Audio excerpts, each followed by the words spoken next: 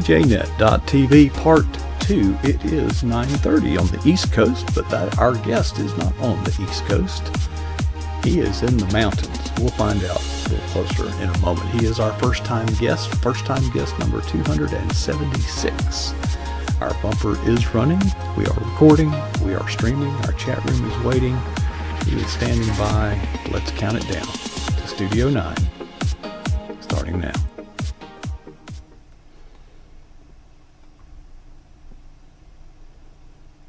Well, good evening and welcome back. This is pjnet.tv, and do I have something different for you tonight? For all of us, actually.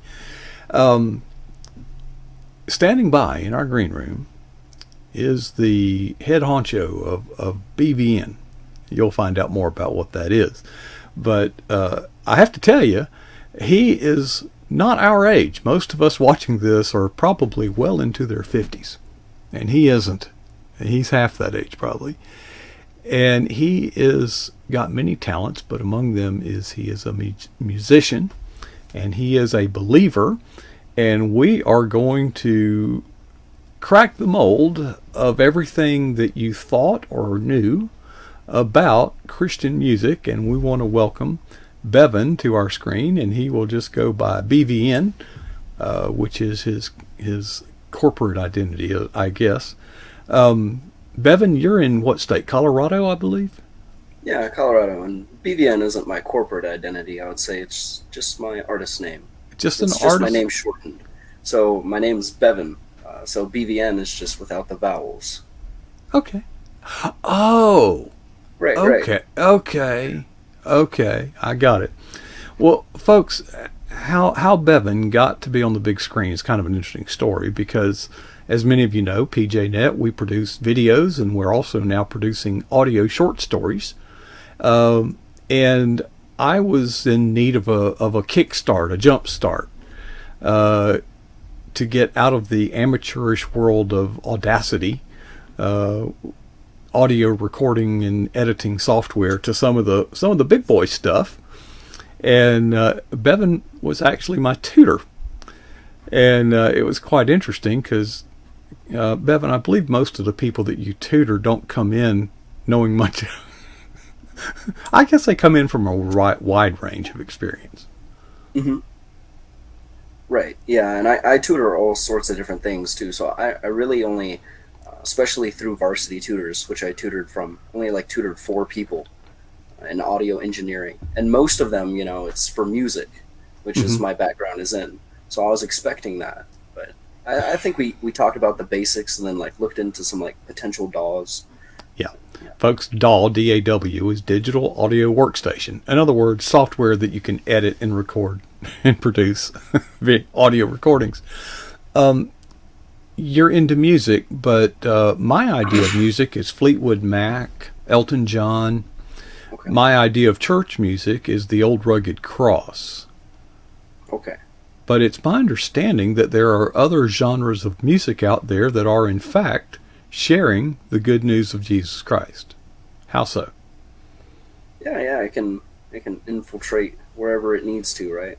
It can spread wherever it needs to the ends of the earth. Fleetwood Mac is great, right? Elton John has some good songs, but, they're worldly. And then, what did you say, the Christian song? The Old Rugged Cross would be an example. I haven't heard that one. I'll have to look into that one. Okay, you're not Southern Baptist, I take it. You're not.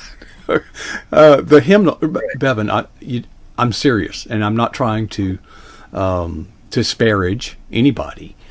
But if when you go to church, the hymnal's right there, Right. Open up your book to page 57. There you go. Okay. Yeah. Well, if you would look through the Baptist hymnal and look at the songs and go down to the attributions and credits, you would be absolutely, no doubt about it, convinced that God absolutely stopped inspiring music around 1890. Okay, because that's when the songs in the book stopped being... All of them. I mean, there's hundreds and hundreds of songs, but the 99% of them were written and produced prior to 1900.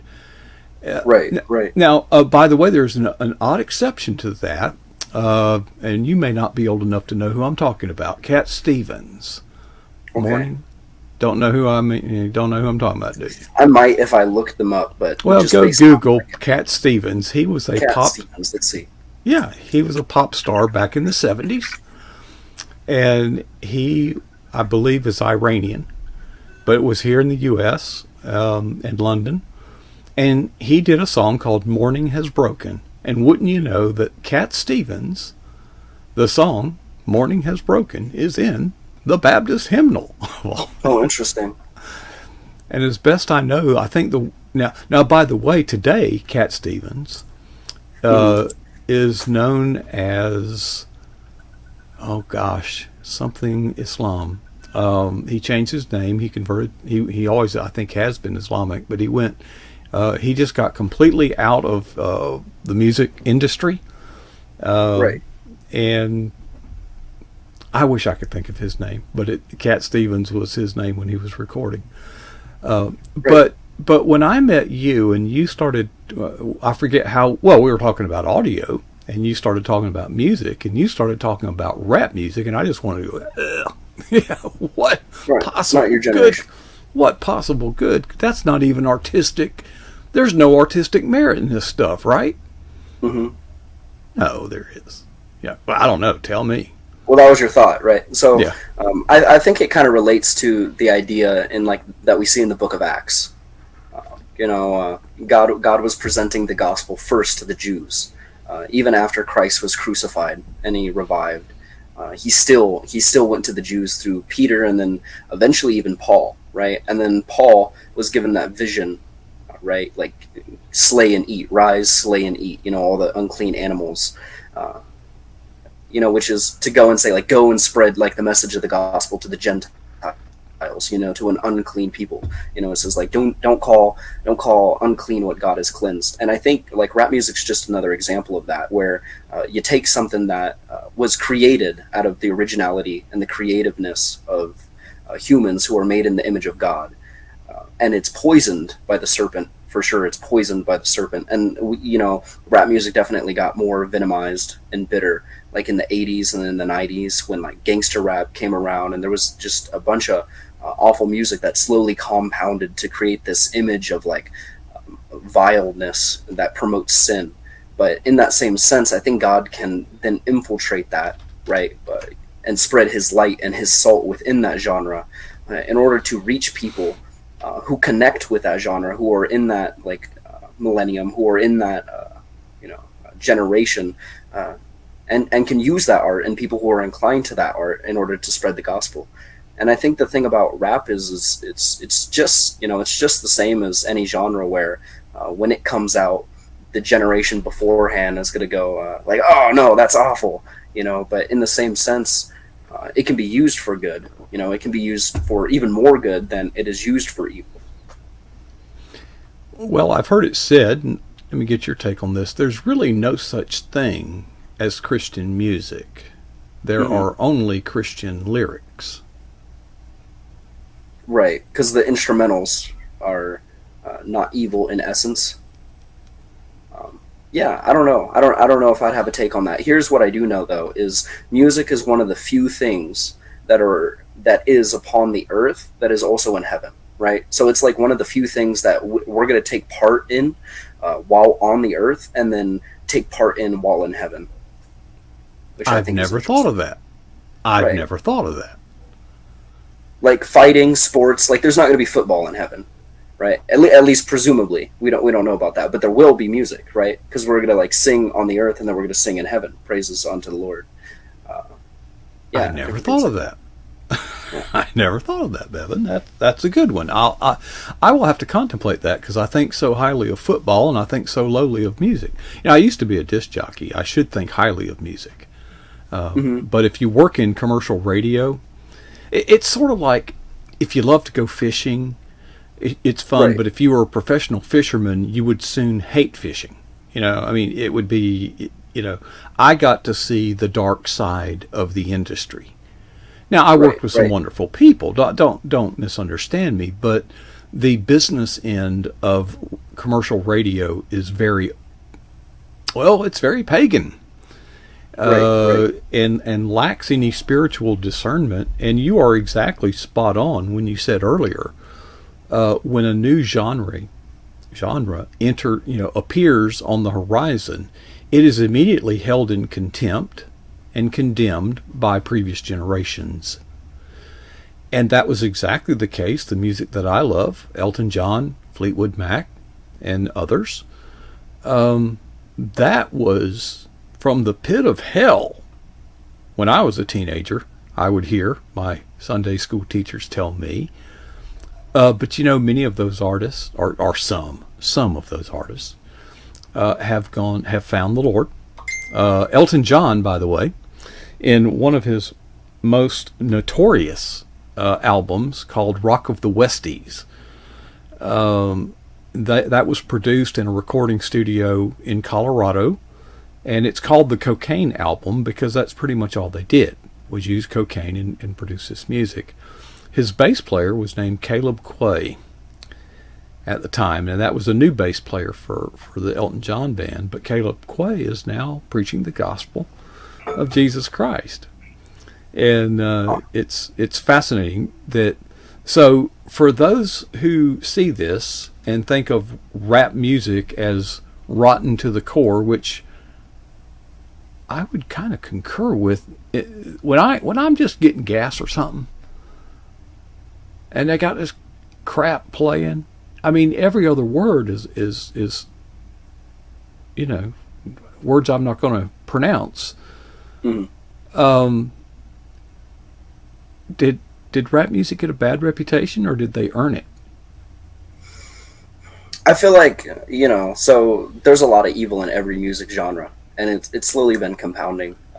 Even though I make hip hop music, I listen to oldies, right? Like I'll listen to 20s music, like classical music. I'll even listen to classical rock. That's some of my favorite genres. But even that music, it's just about adultery, sleeping around. But they do it without being as offensive as they are today. And I think what happened in today's world is it's just slowly compounding. And there's no denying that the days are becoming more evil. Christ says it's going to be like birth pains, meaning it's not going to be like a slow pulse, right? It's going to get quicker and quicker and quicker as it comes. And I think rap music's just another genre that displays that. You listen to rock music as it is today and what artists are producing today, and a lot of that is extremely evil. But just because there are people who use a genre for evil doesn't mean that it can't be used for good. And I want to quickly turn people to like Christian, like the Christian hip hop scene, because I feel like that could be filled with a lot of false prophets as well. It says test the spirits and be very discerning as a Christian. Be very discerning. But there's a lot of good that can come from hip hop, because hip hop has a lot of room to have more words, right, and more word play. So you can almost fit a sermon in a rap song. Whereas if you were trying to put Christ in a rock song, you could get away with like a worship song, a praise song. Mm-hmm. But when it comes to hip hop, you can actually put full length, or at least close to full length sermons within like a rap song, especially if it's like a 5-minute song. I tend to make shorter songs where it's to the point, like the sermon is very quickly. But I think that's one benefit that we have with rap music, with more like fast-paced music. What about some of the departures from musical norms, for lack of a better phrase? Music consists of a couple of things, or three things that come to mind. One is meter. Okay, there's a rhythm. There is harmony. There is harmony in the instruments. These are known as chords, and I can describe to you mathematically why certain combination of notes together form a chord. It's based on harmonic theory. And I won't go into the physics of that, but it's very mathematical and very scientific. And then, of course, it is also based on rhyme. So you've got poetry, you've got harmony, and you've got tempo or meter. Well, rap music, I would have to just totally dispense with harmony and summarily dismiss that as part of it. Is that accurate? No. It's not. No, I mean not. I mean I don't know who began that phrase that like rap music doesn't include harmony or melody within it. Rap music. So rap music in its essence, right, begins like with disc jockeys, right, from Jamaica, and that's where like dance hall began, and like the whole idea of like flipping records. So you can't flip a record without having elements from that record beforehand. So rap music, even in its beginning, had harmony within it, and especially today. So like you get into the 80s and they had synthesizers behind it. Maybe it's more basic, but there was still synthesizers, and a synthesizer has to play a chord in order to sound full. And then we move into the 90s when records are flipped and chopped and there's different phrases being played. So there's that harmony behind it. And then when we get into more modern music, nowadays, there's just so many off genres of hip hop music. There's live instruments in it nowadays. There's like jazz hip hop, which uses full on seventh chords and ninth chords, inverted chords, very, very pretty musical things going on while the rhythm is playing. I think every element of music, melody, harmony, and beat is found within music. There's even melodic rap, where rappers will sing what they're saying rather than just speaking it. But otherwise, when it's poetry, when it's spoken with cadence, and the whole idea behind the rap is in order to flow, all that is it's just emulating a different instrument, right? Whereas like a rock singer might emulate a guitar with their vocal patterns, and they'll try to match the guitar's strumming, or they'll try to match the chords being played on the piano. Elton John, what a rapper will do is they'll try to match percussion elements, right? They'll try to rap in triplets, or they'll try to rap in like a four on the floor, whatever else you can throw at them. They'll try to match that, or experiment with like a percussive type of rapping. You're pretty good. Well, I was going to say rap is certainly, in terms of rhythm, tempo and meter. Clearly, the drums and these are, I guess, now that you've told me a little bit about the origins. I guess the instruments were primarily primitive. But you don't, and maybe I'm just not up to date on the direction rap music is taken. But I would never hear stringed instruments or wind instruments, or it was really just a thump, thump, thump, and a monotone cadence of vocal, just speaking delivery, and the message was horrible. But maybe it's refined itself over the decades. And it's interesting because what the world publishes, is going to be the most satanic and oftentimes the less talented stuff. Whereas if you want to find the good music, you have to dig for it. Because Christ said, if they hated me, you're not better than me. They're going to hate you as well, right? So I feel like if there is, genuine Christian music out there, and if there is hip hop that is appealing to you, it's not going to be like in the forefront. It's not going to be in the forefront. You're going to have to dig for it, for sure. And another interesting point is, so hip hop music, right, in its essence, is very, very American. So I just watched this video on like explaining like the trap drum set. One point I have to make before explaining this is, so rock music, how it's mixed, is they'll take all the like the strings and the piano, everything in the high end, right, everything that's higher pitch. Like all the pretty sounds, the harmony, the melody kind of stuff, and they'll mix that the loudest, right behind the vocals, right, and then they'll put the drums and everything else just as like an afterthought kind of thing, like, oh, if you wanted some drums, they're there too. Whereas with hip hop music, how it's mixed is the drums are right below the vocals, right, like the drums are the loudest part, and then all the harmony and the melody it's mixed the lowest. So it's not like the forefront of the song, but it is there. So oftentimes you won't even be able to hear it, especially when the person's like rapping over it, because it's the lowest mix within it. And I would say like rap is a progression off of what rock and roll started, right? And what's beautiful about it is like it's so diverse, right? Because so hip hop, it bases its rhythm off of the trap drum set, and the trap drum set comes from different instruments come from different peoples from around the world, right? Right. So you could say like they had, even in Jerusalem, like ancient Jerusalem, like cymbals and such, right? And they have gongs like over like in Asia and that area, so that like that gets brought into the trap drum set. And the snare drum was like a very European thing, and they used to march to that in the military, the snare drum, and then you have like the bass drum, which is arguably like brought over from Africa, and even like the toms, so it's like a very diverse instrument that is hip hop is built off of. Not only that, but then like you take these rock records and like these old jazz records, these old blues records, and oftentimes what they'll do is they'll take snid bits of them, and they'll chop those up and place drums over that, like the trap drum set over those samples. So hip hop music in its essence is a collaboration of all these different genres, like a collective coming together. And I think very that's international, beautiful. very international.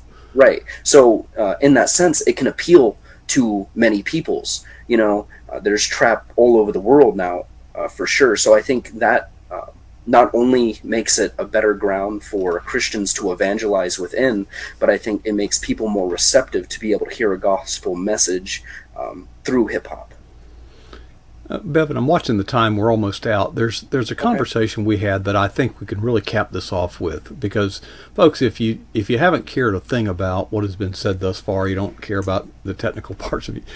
There's something going on in the arts, in the music industry, and it's not limited to the music industry. But Bevan and I both have some connections to that. This stuff is a commercial enterprise, and there's something that is a burden and grieves Bevan's heart as well as mine. Here it is, Bevan.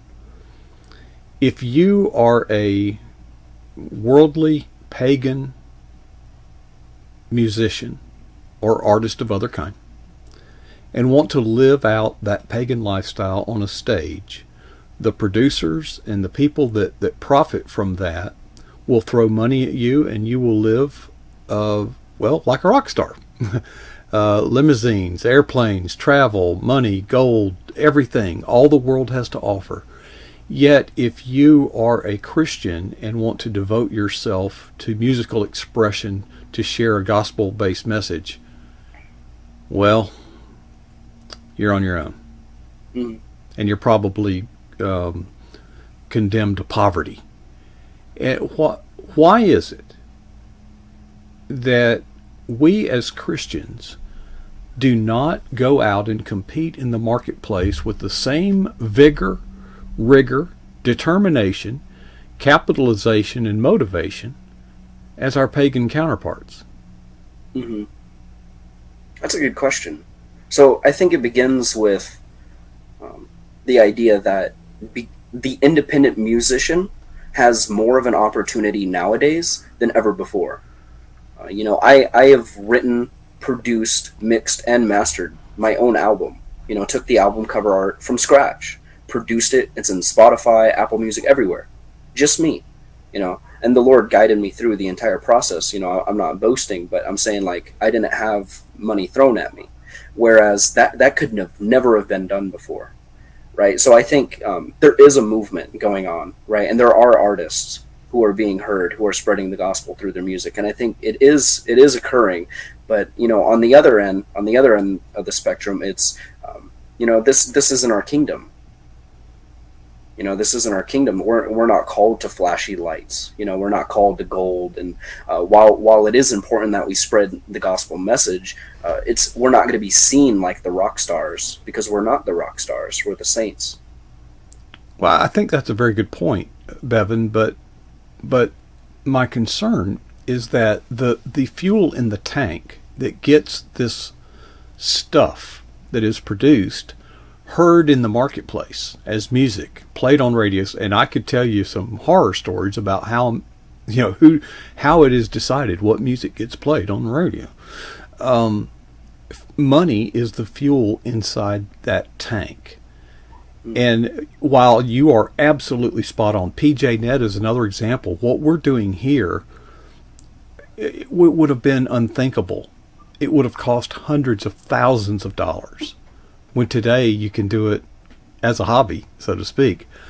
But yet we're yeah, you produce the album, but it's not competitive in the quote marketplace. How many people are going to hear that album versus whatever the latest scum from whoever in Hollywood or Nashville or San Francisco, wherever it may come from?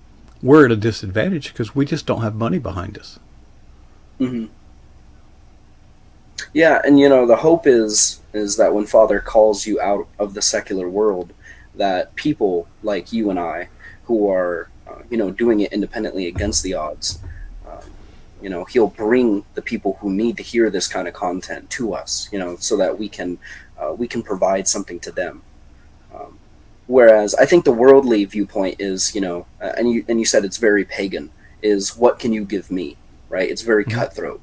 Whereas what Christians have to do is what can we give them, right? What can we give the church body?